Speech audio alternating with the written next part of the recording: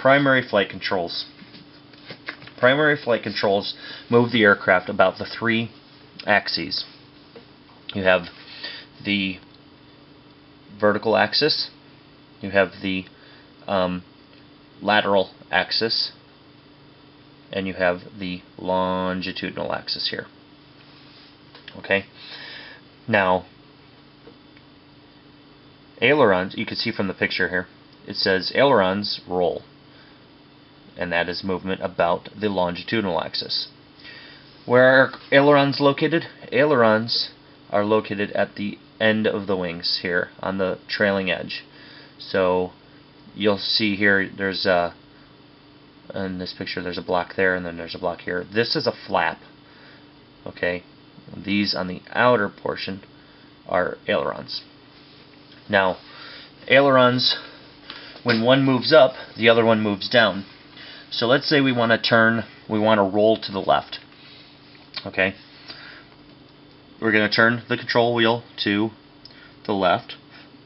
Okay, this aileron is going to go up in the back. This aileron is going to go down in the back. Now what that does is it causes this wing to drop, this one to raise, and then the aircraft rolls. Okay? And then if you want to go right, the opposite happens. The elevator, which is this control surface on the back that runs horizontally, this is called the horizontal stabilizer, and then the control surface in the back of the horizontal stabilizer is the elevator. The elevator, just like an elevator, causes the nose to go up and down, therefore the aircraft to climb or descend. And the aircraft, when it climbs, its nose will pitch up, and that movement of pitching up or down is about the lateral axis. So the lateral axis runs from one wing tip to the other wing tip. Just a real quick note, where these three axes meet in the center is the center of gravity of the aircraft. All movement is about the center of gravity.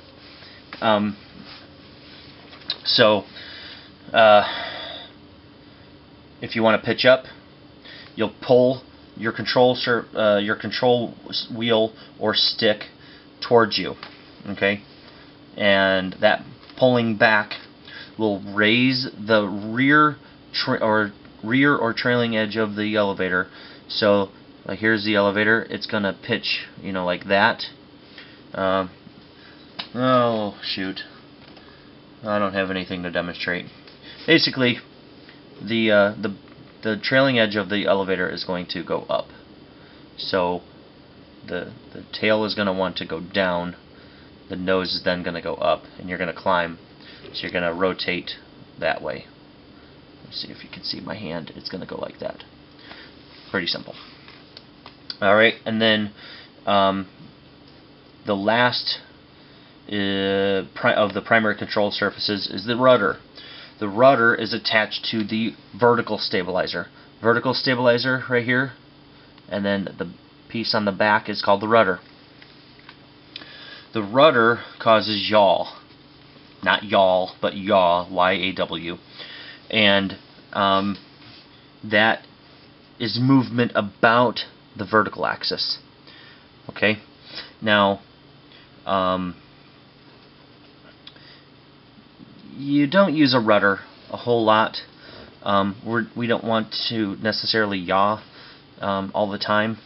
We do want to roll, we do want to pitch, but movement about the, sometimes it's just referred to as the yaw axis or the vertical axis, is more for, like it says there, directional stability. If you are rolling down the runway and you have full power on this airplane here, which is looks like about like a 172, the aircraft's going to want to turn to the left, and so you'll step on the right rudder to prevent that. Once you get in the air, you're going to release that pressure on the rudder, and allow the aircraft to yaw into the wind. And you'll set up a crab angle.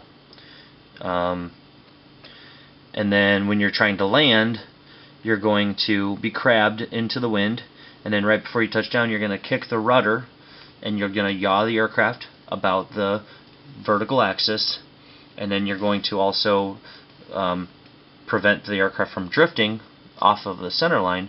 So you're going to put an aileron. You're going to have a cross control situation, and then you're going to let the upwind wheel touch down first, followed by the downwind wheel, and then the nose wheel.